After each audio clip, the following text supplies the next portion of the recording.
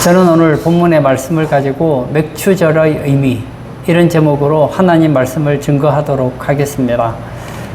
어느 시골에 있었던 한 추수감사주일 때 이야기를 제가 하나 해드리려고 합니다. 추수감사주일이 맞았을 때에 많은 사람들이 예물을 드리잖아요. 거기는 시골이었기 때문에 동네 사람들이 감사한 마음으로 추수했던 것에 만물을 예물로 많이 드렸다는 거예요. 그런데 한 여성도님이 예물을 드렸는데 넉넉해 보이지도 않은데 굉장히 많은 만물을 바쳤습니다. 4배가 맞췄어요. 목사님께서 그 성도님에게 질문을 했습니다. 성도님, 올해는 특별히 감사할 일이 많으신 모양이군요. 그랬더니, 네, 목사님, 사실은 제게는 10살 난 아들이 있었습니다. 지난해 그 아이가 죽을 병에 걸렸을 때 저는 이렇게 기도하였지요. 하나님, 이 아이가 살아날 수만 있다면 하나님께 많은 감사의 예물을 드리겠다고 말입니다. 이 얘기를 듣고 목사님이 환하게 웃으셨어요. 아, 그러면 아드님이 이제 회복되었나 보군요. 근데 대답은 반대였어요. 아닙니다. 그 아이는 1년가량을 병과 싸우다가 결국 한 달 전에 세상을 떠났습니다. 목사님이 더 깜짝 놀란 거예요. 아니, 그러면 하나님과의 약속이 무효가 되었을 텐데 어떻게... 아닙니다, 목사님. 저는 이제야말로 주님께 감사의 예물을 드릴 때라고 생각했습니다.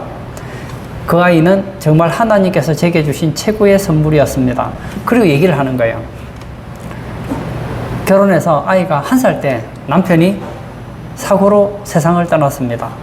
너무 힘들었어요. 근데 힘들 때마다 그 아이가 웃어주는 그 미소가 힘을 주더라는 거예요.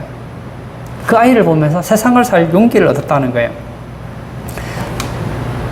이제 그 아이는 하나님께서 불러서 갔지만 그동안 하나님께서 그 아이를 통해서 자신에게 준 감사가 너무나 컸기 때문에 그 감사를 표현하고 싶었다는 거예요.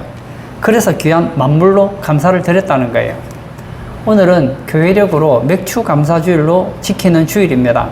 맥추감사주일이라는 것은 보리수확을 감사하여 지내는 주일을 말합니다. 오늘날 이 보리추수를 하는 사람도 극소수고 맥추절을 지켜야 될 이유가 있는가 하고 이견을 내는 분들도 계십니다. 이스라엘 백성들은 하나님 명령을 따라서 3대 절기를 지켰지만 우리가 6월절도 지키지 않는데 맥추절을 과연 지켜야 되는가 하는 의견을 제시하는 분도 있습니다. 출애굽기 23장 14절에서 17절을 보면 하나님께서 모세에게 이렇게 말씀하십니다. 너는 매년 3번 내게 절기를 지킬지니라. 너는 무교병의 절기를 지키라. 내가 내게 명령한 대로 아비벌의 정한 때에 이래 동안 무교병을 먹을지니 이는 그 달에 내가 애굽에서 나왔음이라. 빈손으로 내 앞에 나오지 말지니라. 맥추절을 지키라. 이는 내가 수고하여 밭에 뿌린 것의 첫 열매를 거둠이니라. 수장절을 지키라. 이는 내가 수고하여 이룬 것을 연말에 밭에서부터 거두어 저장함이니라. 내 모든 남자는 매년 3번씩 주 여호와께 보일지니라. 그리고 신명기 16장 1절에서 17절에도 거의 같은 말씀이 나오고 있습니다. 이 두 곳의 말씀을 종합해 보면 하나님께서는 선민인 이스라엘 백성들에게 1년에 3번 6월절, 맥추절, 수장절을 지키라고 합니다. 6월절이라는 것은 이스라엘 백성들이 애굽에서 해방한 것을 감사하여 지키는 절기이고, 맥추절은 미리나 보리 수확을 감사하여 지키는 절기이고, 수장절은 가을에 거둬들인 수확을 감사하는 절기라는 거예요. 그러면 이 맥추절과 6월절에 대해서 한번 제가 좀 생각해 보고 싶습니다. 먼저 6월절은 이스라엘 민족이 애굽에서 해방된 것을 기념하는 절기인데 그것이 우리랑 무슨 상관이 있느냐 하는 거예요. 구약의 6월절이 어떻게 유래되었습니까? 하나님께서 이스라엘 백성들이 애굽에서 노예 생활하고 있을 때 하나님께서는 모세를 통해서 이스라엘 백성들을 출애굽을 시키기를 원했습니다. 근데 애굽의 왕 바로가 보내주지를 않아요. 그래서 하나님께서는 무시무시한 재앙을 내리십니다. 재앙 앞에서 애굽의 왕 바로가 할 수 있는 것은 아무것도 없었죠. 그래서 이스라엘 백성들을 보내줄 것처럼 하다가 또 마음이 강팍해져서 한숨 돌릴만 하면 변덕을 부리기를 9번을 합니다. 풀어주질 않아요. 마지막 10번째 재앙. 바로의 장자로부터 맷돌 뒤에 있는 몸종의 장자와 모든 가축에 처음 난 것까지 죽이는 재앙이 일어납니다. 그래서 애굽 전역에 사망이 지나가지 않은 집이 한 집도 없게 되었습니다. 그런데 다행인 것은 이스라엘 백성들은 하나님 명령대로 양을 잡아서 그 피를 문설주에 발랐는데 그 피가 표적이 되어서 애굽의 장자를 치실 때에 하나님께서는 그 피를 보고 넘어가게 하셨으므로 아무런 재앙을 당하지 않았다는 거예요. 이때 이 양은, 그리고 양의 피는 예수님과 예수님이 흘리실 보혈의 피를 상징해 준다는 거예요. 이 마음이 강팍했던 애굽의 왕 바로가 온 애굽의 나라에 장자와 짐승들이 죽는 것을 보면서 항복을 안 할 수가 없는 거예요. 그래서 애굽의 왕 바로가 이스라엘 백성들을 풀어주게 되었고, 이 유월절은 이스라엘의 민족적인 해방일이 되었다는 거예요. 근데 이 유월절을 지키는데 규례가 있는데, 그게 뭐냐 하면 7일 동안 무교병, 즉 누룩 없는 떡을 먹으라는 거예요. 출애굽기 12장 19절과 20절도 제가 읽도록 하겠습니다. 이래 동안은 누룩이 너희 집에서 발견되지 아니하도록 하라.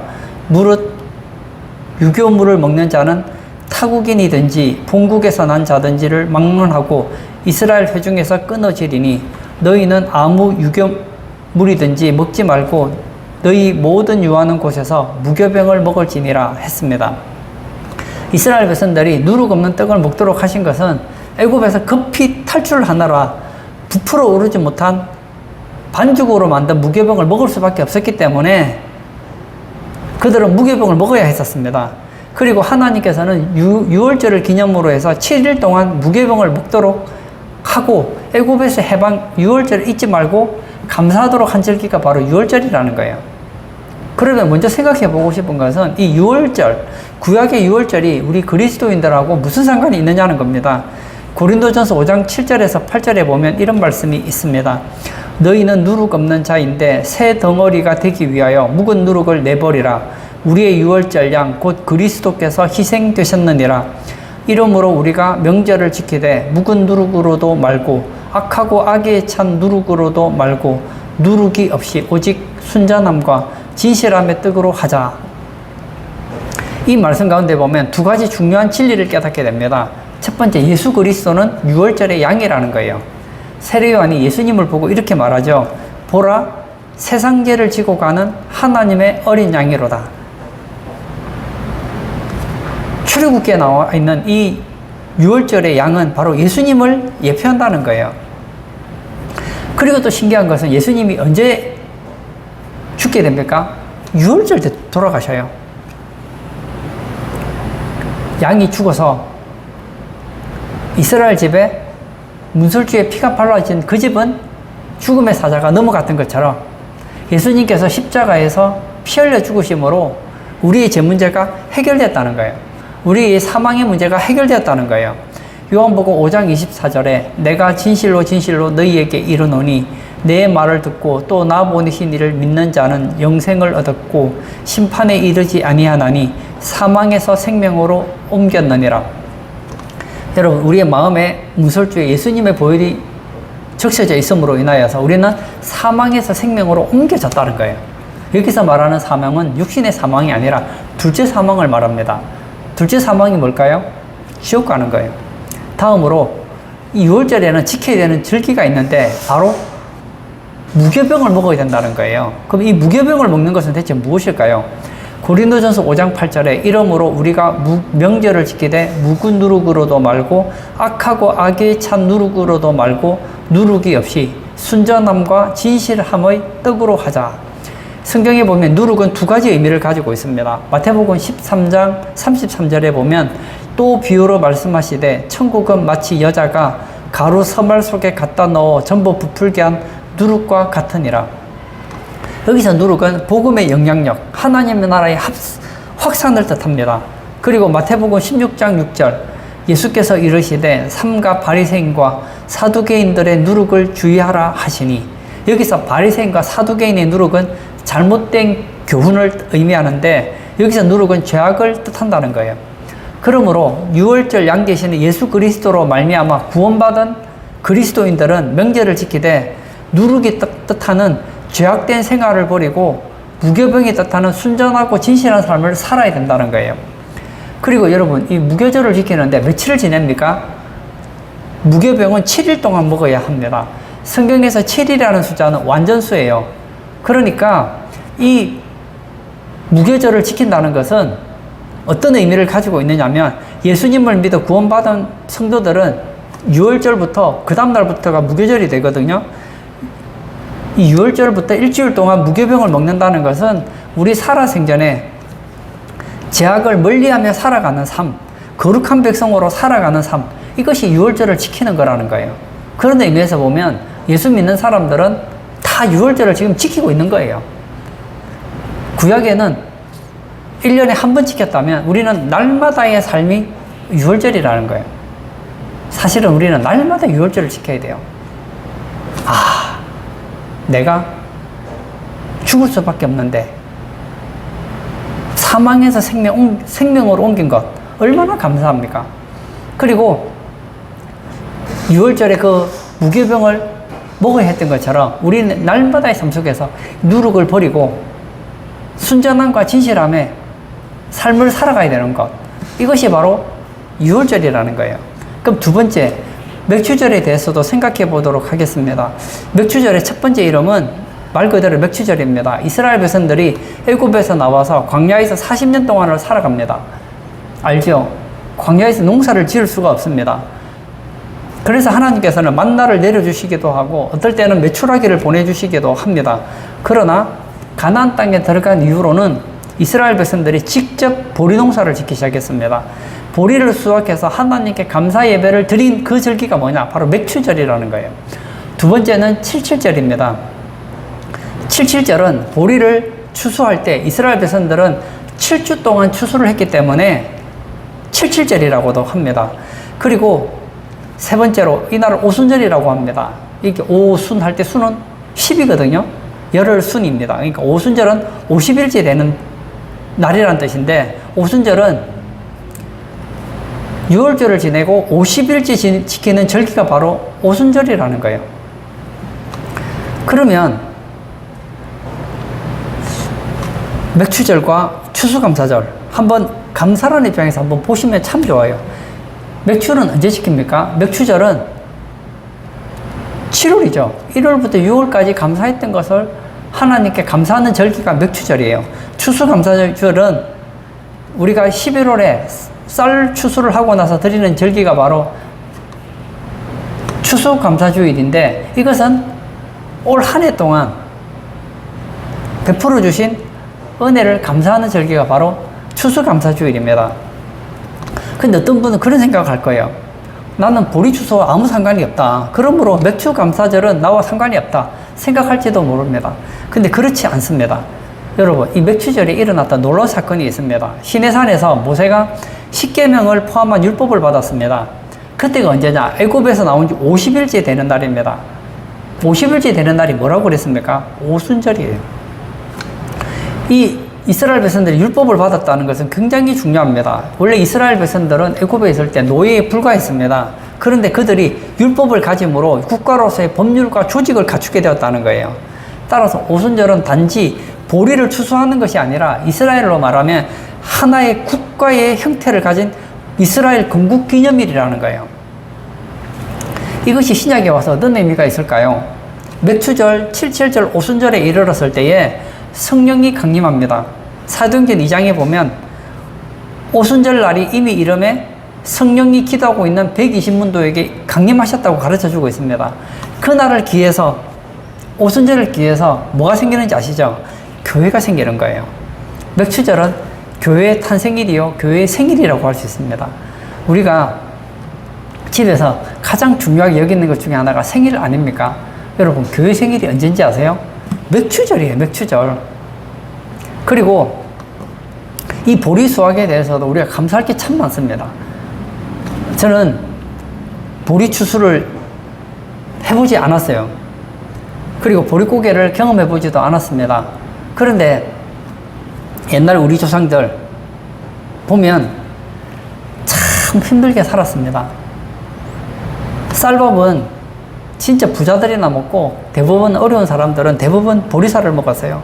근데 그것도 춘궁기라고 해서 양식이 떨어졌을 때는 보리도 마음대로 먹지 못했다고 합니다. 어떻게 했다고 하죠? 하루에 한 끼, 두 끼 먹으면서 정말 배고프게 보리고개를 넘어갔다고 합니다. 그러다가 보리추수가 되면 이제 봄날에 흙이 졌던 배를 잡고 배를 채울 수 있었다는 거예요. 그래서 보리추수를 할 때 그렇게 기뻐했다는 거예요. 그러면 오늘날은 보리추수를 하지 않으니까 보리추수를 지키는 맥추절은 필요 없는 거 아닙니까? 라고 생각하는데 그게 아니에요. 반대라는 거예요. 생각해 보세요. 예전에 우리 보리추수를 해도 그렇게 못 먹었어요. 지금은 어떻습니까? 우리나라 사람들이 고혈압, 고지혈, 당뇨병이 그렇게 많대요.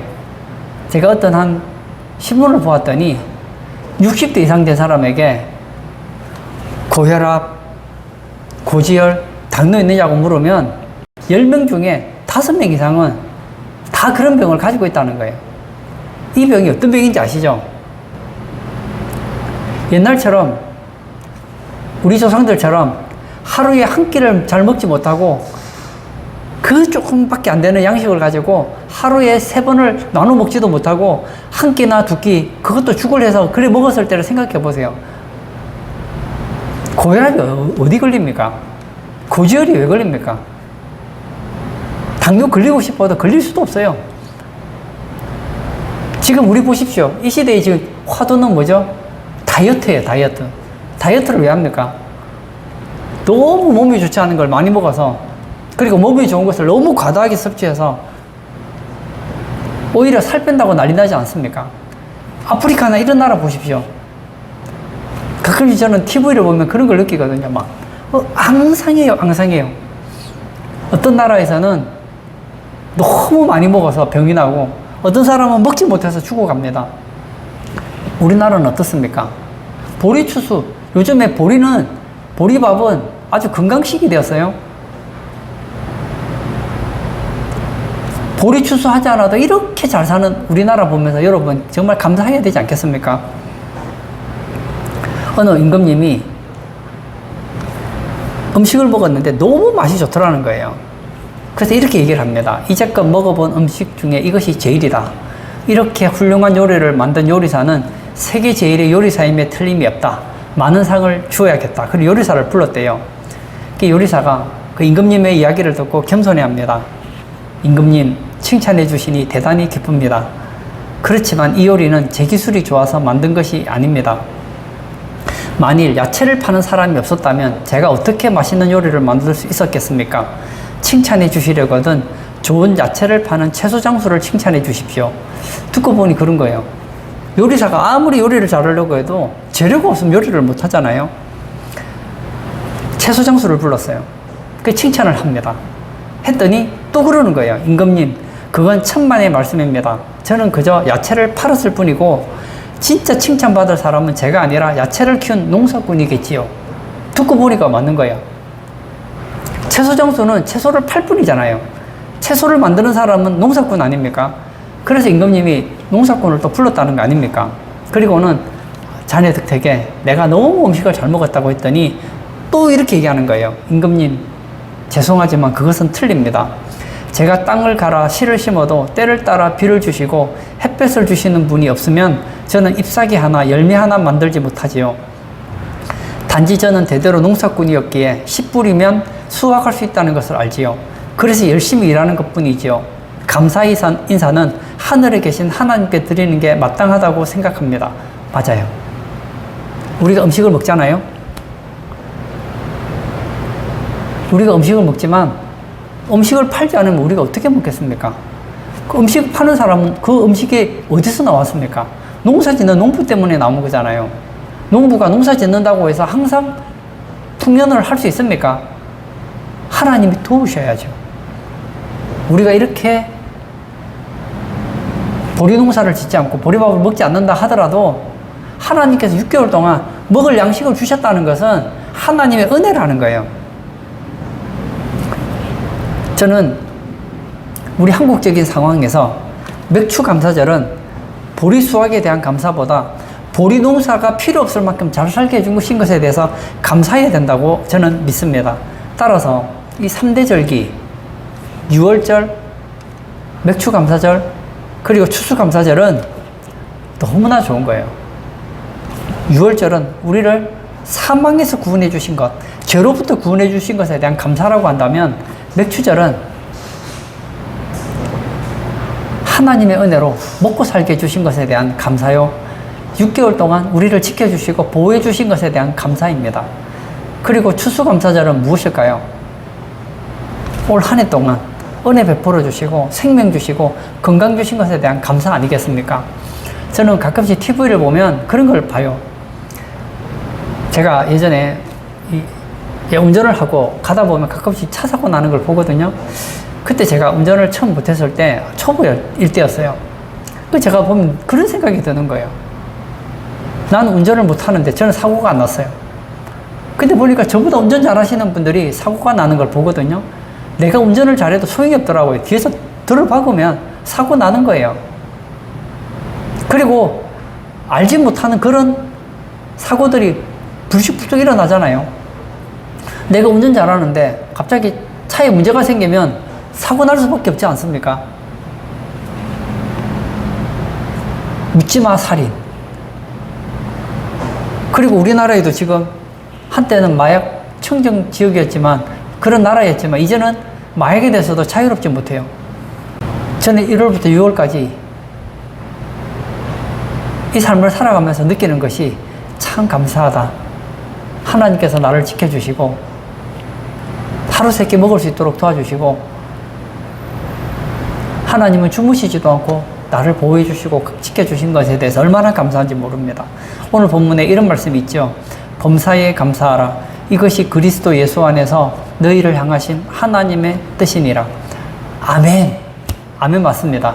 근데 여러분 제가 한번 물어볼게요. 범사에 감사하라. 진짜 맞아요. 범사에 감사해야 돼요. 근데 진짜 범사에 감사하는 게 쉽습니까? 쉽지가 않다는 거예요. 1988년 미국의 대통령 선거가 한창 전국을 뜨겁게 달구고 있을 때 사형 폐지론이 있었다고 합니다. 그때 미국 후보였던 마이클 듀카키스라는 사람이 사형 폐지론을 주장했습니다. 사형 제도는 필요 없다고 외쳤습니다.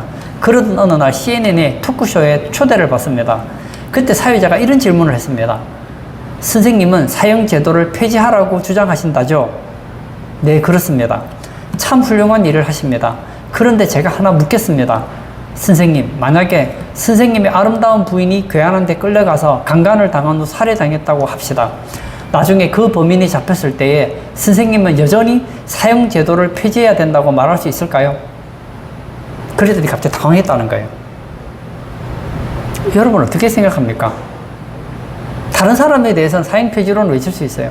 근데 내 사랑하는 아내를 강간하고 죽인 그 사람, 사형 제도를 폐지하는 것은 쉽게 말할 수 없잖아요. 이건 머뭇거렸다는 거예요. 그래서 수천만 명의 시청자들이 어떤 인상을 받았느냐 하면, 자기와 상관없으니까 저런 소리를 하지 자기 일이 되면 그런 소리를 할 사람이 아니다라는 인상을 받았다는 거예요. 그래서 대선에서 패배했다는 겁니다. 이처럼 남의 이야기는 참 쉽습니다. 범사에 감사하십시오. 아멘. 감사해야죠. 당신 감사해야지. 범사에 감사해야지. 그런데 그게 나의 이야기라고 하면 안 쉽다는 거예요. 한번 제가 질문해 볼게요. 아내가 있어요. 아내가 젊은 나이에 암으로 죽어갑니다. 죽어가는 아내를 보면서 하나님, 저는 범사에 감사합니다. 제 아내가 암에 걸렸지만 감사합니다. 내가 오랜 지병에 걸려서 하루 24시간 괴로워요. 질병으로 인하여 욕과 같은 고통을 가지고 있습니다. 아무리 기도해도 병을 고쳐지지 않고 병원에 갔는데 약도 없어요. 병명도 없어요. 근데 나는 질병으로 죽어갑니다. 아파요. 성경이 범사에 감사하라고 있으니까 나는 감사합니다. 아멘. 그게 쉽겠느냐고요. 자녀를 가지고 있는 자녀가 힘들어하는 모습을 보면서 아멘. 범사에 저는 감사합니다. 이것이 쉽겠느냐는 거예요. 여러분, 우리가 성경을 볼 때에 인간이 이성으로 생각하면 그래, 하나님이 감사하라고 하니까 감사해야지. 맞습니다. 그런데 이게 생각보다 쉽지 않다는 거예요. 왜냐하면 하나님의 뜻과 내 뜻이 충돌되기 때문입니다. 우리가 생각이 없으면 돼요. 근데 우리도 생각이 있잖아요. 내가 생각하는 감사 기준이 있잖아요. 그러므로 범사에 감사하는 것은 참 어렵다는 거예요. 그러면 내가 감사하고 싶지 않으면 안 해도 되는 건가요? 그건 아닙니다. 골로새서 3장 17절에 또 무엇을 하든지 말에나 일에나 다 주 예수의 이름으로 하고 그를 힘입어 하나님 아버지께 감사하라. 여기 보면 저는 이 말씀이 너무 좋습니다. 감사를 하는데 주 예수의 이름으로 하고 그를 힘입어 하나님 아버지께 감사하라 했습니다. 주 예수의 이름으로 하라는 말이 무슨 말일까요? 예수님 때문에 감사하라는 거예요. 좀 더 정확하게 말하면 예수님의 입장에서 감사하라는 거예요. 내 입장에서 감사하지 마십시오. 여러분, 인간의 생각으로 감사하려고 하면 감사하기가 참 어렵습니다. 하루는 예수님이 사랑하는 친구 나사로가 죽었습니다. 예수님이 그 나사로를 살리러 가요. 사람들이 예수님을 봅니다. 아니, 살았을 때 왔으면 나사로가 죽지 않았을 텐데 예수님께서 죽은 나사로를 물어요. 그리고 기도를 합니다. 어떻게 기도합니까? 하나님, 감사합니다예요. 나사로 살았어요? 죽었어요?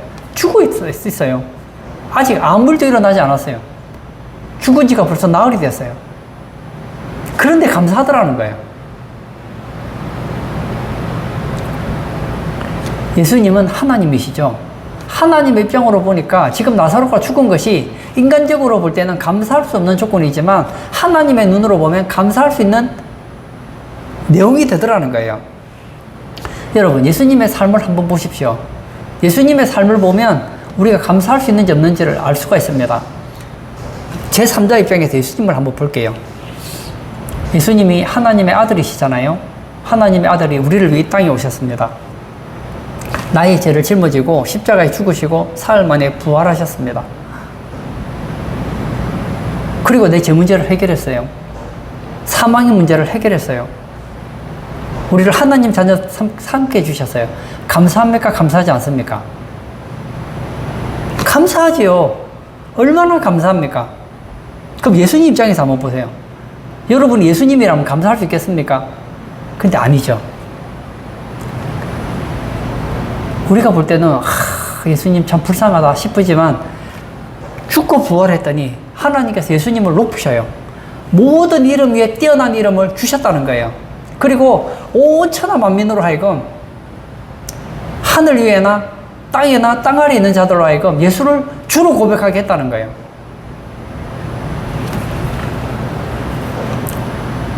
오늘 예배 참석하신 사랑하는 성도님, 저는 세상을 살면서 그런 생각을 많이 느낍니다. 내가 생각할 때 참 감사한 게 있어요. 그때 저는 하나님께 감사합니다. 하나님 감사해요. 그런데 내가 생각할 때 감사하고 싶지 않은 것에 대해서 감사하는 것은 참 어렵습니다. 예수님이라고 해서 항상 좋은 일만 있지는 않았어요. 예수님께서 겟세마네 동산에서 기도합니다. 오늘 밤이 지나면 예수님은 사람들에게 맞을 것이고 침뱉음 당할 것이고 벌거벗고 십자가에 못 박혀 죽게 됩니다. 기도하죠. 아버지, 할 수 있다면 이 잔을 내게서 옮겨주십시오. 근데 하나님께서 그 소원을 들어주지 않아요. 그 기도를 외면하세요. 그때 예수님이 어떻게 하죠? 자기의 뜻을 고집합니까? 아니죠. 예수님은 알아요. 아, 하나님은 내가 십자가에 죽기를 원하는구나. 받아들이더라는 거예요. 내 뜻대로 마옵시고 아버지 뜻대로 되기를 원하나이다. 감사도 마찬가지입니다. 예수님 입장에서 한번 보세요. 내가 예수라고 생각하고 한번 살아보세요. 살다 보면 감사할 수 없는 조건들이 많습니다. 아버지, 할 수만 있거든 이 잔을 내게서 옮겨주십시오. 이 문제에 대해서 저는 감사할 수가 없습니다. 그러나 내 뜻대로 마옵시고 아버지 뜻대로 되기를 원합니다. 이것이 예수 이름으로 감사하는 거예요. 바울은 우리가 생각할 때 그렇게 행복한 사람은 아니었던 것 같아요. 제가 볼 때는 그래요. 그러나 바울은 항상 기뻐했습니다. 바울이 지금 그 말을 할 때 어디 있었다고요? 감옥에 있었다니까요. 어떻게 기뻐할 수 있습니까? 주 안에서 기뻐하라. 주 안에 있으니까 기뻐할 수 있는 거예요. 예수님의 눈으로 그 상황을 보니까, 문제를 보니까 기뻐할 수 있더라는 거예요. 오늘 바울은 데살로니가 교인들에게도 얘기합니다. 범사에 감사하라. 데살로니가 교회에는 많은 문제들이 있었습니다. 감사할 수 없는 조건들이 많았어요. 그럼에도 불구하고 사도 바울은 예수님의 눈으로 보니까 범사에 감사할 수 있더라는 거예요. 이것이 그리스도 안에서 너희를 향하신 하나님의 뜻이라고 가르쳐주고 있다는 말입니다. 우리는 너무나 감사하는 삶을 살고 있습니다. 그런데 너무나 감사한 삶을 날마다 누리기 때문에 그 감사를 감사로 느끼지 못할 때가 얼마나 많은지 모릅니다. 정범진 씨라는 분은 교통사고로 평생을 전신마비로 살아야 하는 불행한 사람이었습니다. 근데 그가 각고의 노력 끝에 미국 브루클린 검찰청의 부장검사까지 되었습니다. 그가 쓴 책에 이런 글이 있습니다. 단 하루만 걸을 수 있다면 내가 가장 하고 싶은 것은 화장실에 들어가 변기 앞에서 시원하게 오줌을 누는 것이다. 그의 소원은 뭐라고요? 하루만 걸을 수 있는 것이었습니다. 그가 가장 하고 싶은 것은 화장실에 들어가서 시원하게 오줌 한 번 누는 것이 그의 소원이었다는 거예요. 왜냐하면 그는 전신이 마비되었기 때문에 화장실에 들어가서 볼일을 보는데 2시간이 걸렸다는 거예요. 그러므로 그의 소원은 화장실에 가서 시원하게 오줌 한 번 보는 것이 소원이었다는 거예요. 여러분 어떻습니까? 하루에 화장실 수십 번 가잖아요. 몇 번씩 가잖아요. 1년에 화장실 얼마나 많이 갑니까? 화장실에서 볼일 보면서 정범진 씨처럼 이렇게 감사하십니까? 우리 교회 오면서 걸어 다니잖아요. 아무렇지도 않게 걸어 다니잖아요. 이 사람은 하루에 한 번만 걸을 수 있다면, 단 하루만 걸을 수 있다면 소원이 없겠다고 했습니다. 여러분, 이 사람의 소원을 우리는 날마다 누리고 있어요. 그뿐만이 아닙니다. 어느 고위공직자는 호승차에 실려가던 중에 밖을 봅니다. 봤더니 종종 걸음을 치면서 출근하는 사람을 보았는데 그렇게 부럽더랍니다. 아, 나도 내 발로 걸어갈 수 있으면 얼마나 좋을까. 여러분, 우리 걷고 싶은 대로 걷잖아요. 지금 세계 인구가 대략 한 80억 정도 된다고 하잖아요. 그 중에서 10분의 1에 해당하는 한 8억 인구의 하루 생활비가 $1 정도라고 합니다. 하루에 1,000원으로 살아가는 사람이 8억이 넘어요. $1에 대해서 뭐 기준이 많지만 만약에 1,000원이라고 생각하면 한 달에 3만 원으로 사는 사람, 좀 느려서 요즘 달러가 많이 올랐으니까요. 만약에 한 5만 원이라 치면 한 달에 5만 원으로 사는 사람, 5만 원도 안 되는 돈으로 사는 사람이 거의 10억 명에 가깝다는 거예요. 그리고 전기가 없어서 전기 없이 살아가는 사람이 20억이 넘고 식수시설이 되어 있지 않아서 오염된 물을 마시는 사람의 숫자가 10억이 넘는다는 거예요. 그 사람들이 그렇게 소원하는 것을 우리는 날마다 누리고 있습니다. 얼마나 감사한지 모릅니다. 저는 이 맥주 감사주의를 맞이하여서 제 삶을 좀 돌아보았어요. 돌아보니까요, 사람은 얼마나 감사한지 몰라요. 제 얘기하는 거예요. 아프지 않으면, 내 소중한 것을 잃어버리지 않으면 그것이 얼마나 감사한 것인지를 잘 몰라요. 제가 예전에 요통에 걸려서 심하게 고통을 당한 적이 있었어요. 그래서 혼자서 일어나지를 못하겠는 거예요. 요통이 심하니까 혼자 양말도 못 신겠던데요. 어제까지는 양말을 편안하게 신었는데 양말을 못 신겠는 거예요. 제가 목사잖아요. 신방을 가야 되는데 신방을 가면 제 마음대로 못 하잖아요. 신방과 성도들의 입장에서 맞춰야 되는데 보통 보면 나는 허리가 아파서 진짜 끓이질 것 같이 아픈데 맨땅바닥에서 예배를 드리는 거예요. 근데 저는 허리가 너무 아파요. 예배 드리면 계속 앉아야 되잖아요. 가서 차 한 잔 마시고, 예배 드릴 때 앉고, 또 신앙 상담한다고 앉고 이러면 막 1시간, 2시간 앉아 있어야 되는데 허리가 끊어질 것 같이 아픈 거예요. 그럼 어떻게 하는지 아세요? 신방 갈 때 벌써 두려운 거예요. 그래서 가기 전에 스트레칭을 해요. 하고 가서 예배를 드려요. 그럼 전에는 그냥 앉아 있으면 되는데 이제 허리가 아프니까 화장실에 가서 또 스트레칭을 해요. 야, 맨 땅바닥에 아무렇지도 않게 앉을 수 있는 것이 얼마나 감사하다는 것을 저는 그때 느꼈어요. 그리고 제가 실수를 해서 예전에 눈병을 알아서 한 2주 정도 눈안대를 한 적이 있었거든요. 그런데 한쪽 눈을 가지고 생활하는데 뭐 죽고 사는 문제는 아니에요. 야, 눈이 한쪽이 안 보이니까 삶의 질이 엄청 떨어지던데요. 그리고 제가 나중에 눈안대를 벗고 두 눈으로 보는데 얼마나 감사했는지 몰라요. 제가 예전에 폐렴에 걸려서 한 4일 정도를 누워서 자지 못했던 적이 있었습니다. 누워서 자려고 하면 기침이 밤새도록 나오니까, 야, 제가 가끔씩 그럴 때가 있었거든요. 그런 적이 거의 없지만 어떨 때 보면 밤에 자려고 하면 잠이 안 올 때 있잖아요. 그러면은 막 자야 되는데 왜 잠이 안 오나 하고 막 불평이 나올 때가 있었거든요. 배부른 불평이더라고요. 눕지를 못하는데요. 그래서 나중에 꾀를 생각했어요. 내가 누워보니까 한 15초 정도 지나면 그때부터 기침이 나오는 거예요. 아, 방법이 있다. 눕는 방법이 있겠더라고요. 한 10초 정도 누우면 누울 수 있겠더라고요. 그래서 피곤하고 눕고 싶은데 누울 수가 없으니까 바닥에 눕는 거예요. 누워서 숫자를 세는 거예요. 1초, 2초, 10초를 세어요. 그리고 일어나요. 10초 누워 있는데 얼마나 행복한지 몰라요. 잠자는 게 문제가 아니라니까요. 누울 수 있다는 것, 아무렇지도 않게 누울 수 있다는 것 때문에 너무너무 감사했던 기억이 있습니다. 오늘 예배 참석하신 사랑하는 성도님, 저는 맥주 감사주일을 맞이하여서 오늘 데살로니가전서 5장 18절의 말씀을 나누고 있습니다. 범사에 감사하라. 맞아요. 내가 생각할 때 감사할 수 없는 것, 하나님이 왜 감사하라고 하셨을까요? 하나님 볼 때는 그 조건이 감사할 수 있는 조건이기 때문입니다. 여러분, 인간은 하나님처럼 전지하지 않아요. 전능하지 않아요. 하나님 눈으로 보면 하나님은 우리가 지금 처해 있는 이 환경이 범사에 감사할 수 있는 조건이라고 생각합니다. 하나님 볼 때는 우리는 감사할 수 있다고 생각해요.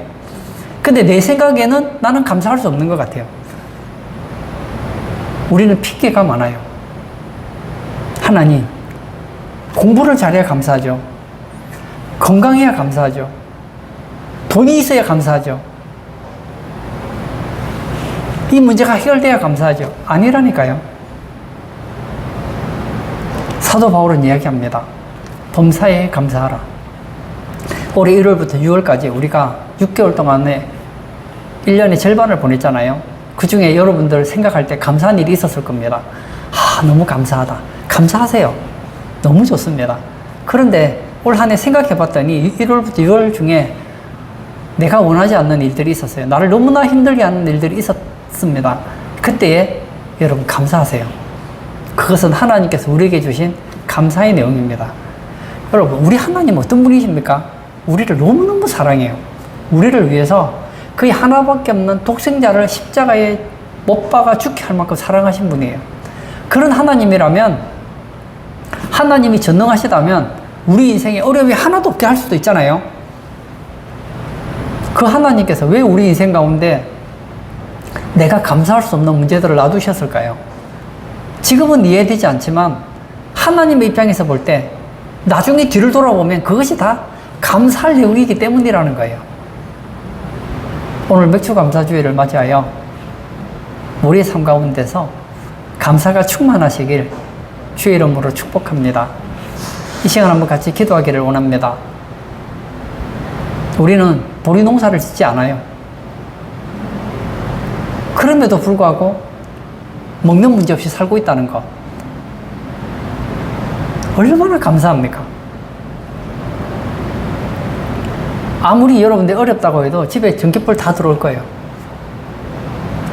여러분이 아무리 어렵다고 하더라도 집에 수돗물은 나올 거예요. 여러분이 아무리 어렵다고 하더라도 걸어 다닐 수 있잖아요. 얼마나 감사합니까? 세상 사람들이 여러분을 부러워하든 부러워하지 않든 여러분들은 하나님의 아들이요 하나님의 딸 아닙니까? 우리에게는 천국이 있고 기도하면 응답받고 하나님께서 우리에게 부어주신 은혜들이 얼마나 많습니까? 여러분이 생각하는 감사하고 싶은 내용들만 감사하지 마세요. 이 시간 기도할 때 하나님, 제가 6개월 동안 살면서 감사한 것에 대해서 감사하기를 원합니다. 그러나 내가 생각할 때 감사할 수 없는 그 조건들, 나는 지능이 부족해서, 난 아직 신앙이 부족해서, 아직 내가 예수님과 같은 마음을 가지지 못해서 감사할 수 없지만 그 문제 또한 감사할 수 있는 내용이라고 저는 믿습니다. 하나님, 이해되지 않는 것에 대해서도 내가 불평하고 싶은 그 내용도 감사의 제목인 것을 알고 감사하는 그런 우리 성도 되게 해달라고 다 같이 기도하도록 하겠습니다.